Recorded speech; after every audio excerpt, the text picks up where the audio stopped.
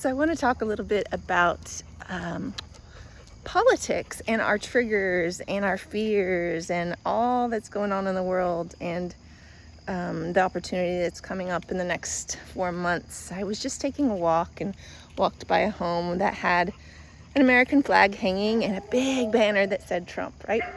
And I was just curious. I was just going, I wonder what lets him know to display his banner. I wonder what he's feeling and what his past is, or her, I don't know. And then I just got curious about the neighbors. I wonder how they feel about that declaration. I wonder if they're aligned and they're all good friends, or like what are the dynamics in this neighborhood, and what are the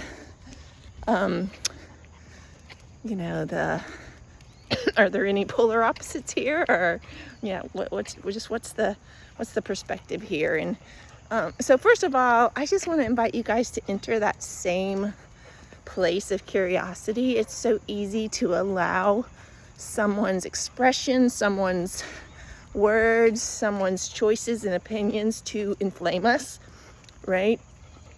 And it's an opportunity, I think, to get curious around, what's coming up for me when I hear this or I see this? What is the felt sense in my body? How's my body responding to this? And what lets me know to respond this way? Is it familiar? Have I experienced this before? And the reason I want to invite you into that is because I think it's really important for us to recognize that when we have a heightened response, an activation in our body, that more often than not, that activation is rooted in our past, in our memories, in our experiences, in our beliefs that have been formed out of those experiences. And so we're carrying all of that to the present day. So when we see something or sense something, whether it feels threatening or inviting, it really has a lot to do with what our body and brain and nervous system have programmed to see as threatening or inviting, right? Safe or danger. And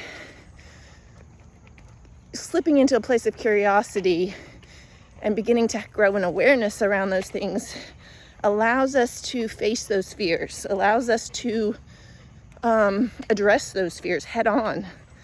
So we aren't addressing them through anxiety. Because here's what happens, right? And I see this on both sides. So wherever camp you're on, right? This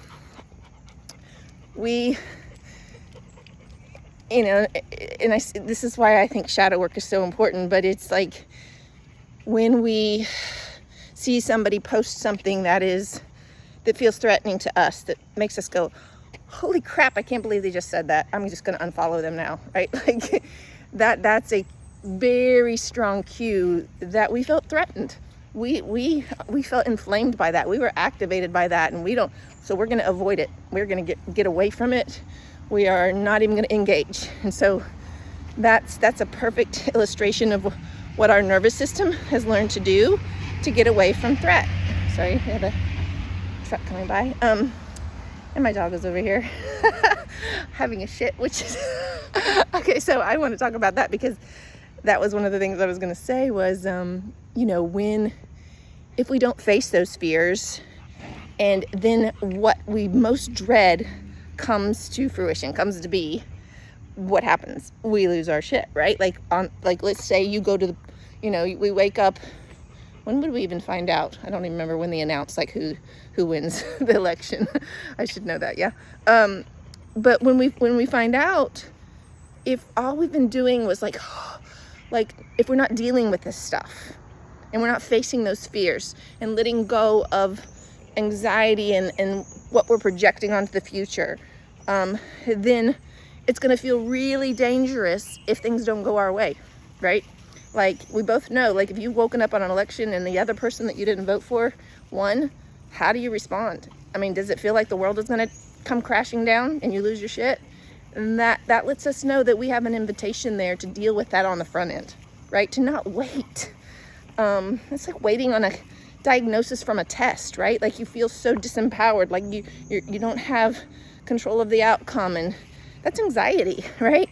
And so we have to learn how to face those fears head on and deal with what we're believing, what we're catastrophizing, what we're assuming, what we're projecting from our past onto our future that has us so activated, right? And so that's just an invitation for us to all do our own healing work and to begin to explore that with curiosity and start working on our fears and start working on what we're believing, what we're assuming, what we're projecting, and do that work of wholeness so that when come election day, we are not so activated that we are polarizing each other and unfollowing each other and seeing each other as the villains, because it doesn't matter who wins on election day if we're all still doing that. It just doesn't. We'll stay in this place of disunity and polarization, and there's no win in that. There is absolutely no win in that. So love to hear your thoughts on that. I'm not looking for thoughts on your beliefs politically, but I am looking for thoughts on personally, like what is coming up for you? What are your greatest fears? And when you begin to ask those questions, what are you learning about yourself?